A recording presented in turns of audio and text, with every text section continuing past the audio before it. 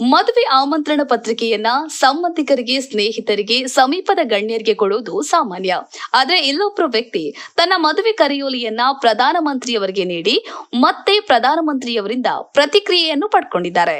ರಾಯಚೂರು ಜಿಲ್ಲೆಯ ಸಿಂಧನೂರಿನ ರಾಜೇಶ್ ನಾಯ್ಕ್ ಎಂಬವರೇ ಪ್ರಧಾನಿ ನರೇಂದ್ರ ಮೋದಿ ಅವರಿಗೆ ಆಮಂತ್ರಣ ಪತ್ರಿಕೆ ಕಳಿಸಿದ ವ್ಯಕ್ತಿ. ಏಪ್ರಿಲ್ 13ರಂದು ಇವರ ಮದುವೆ ನಿಶ್ಚಯವಾಗಿತ್ತು. ಹೀಗಾಗಿ ಇವರು ತನ್ನ ಮದುವೆ ಆಮಂತ್ರಣ ಪತ್ರಿಕೆಯನ್ನ ಪ್ರಧಾನಿ ಕಚೇರಿಗೆ ಸ್ಪೀಡ್ ಪೋಸ್ಟ್ ಮುಖಾಂತರ ಕಳಿಸಿದರು. ಈ ಆಹ್ವಾನವನ್ನು ಸ್ವೀಕರಿಸಿದ ಪ್ರಧಾನಿ ನರೇಂದ್ರ ಮೋದಿಯವರು ನವ ಜೋಡಿಗಳಿಗೆ ಶುಭಾಶಯ ಕೋರಿ ಮರು ಸಂದೇಶವನ್ನ ತಮ್ಮ ಲೆಟರ್ ಪ್ಯಾಡ್ ನಲ್ಲಿ ರವಾನಿಸಿದ್ದಾರೆ. ಅದರಲ್ಲಿ ಮದುವೆಗೆ ಆಹ್ವಾನಿಸಿದ್ದಕ್ಕಾಗಿ ಧನ್ಯವಾದಗಳು, ನಿಮ್ಮ ದಾಂಪತ್ಯ ಜೀವನ ಸುಖಕರವಾಗಿರಲಿ ಎಂದು ಬರೆಯಲಾಗಿತ್ತು.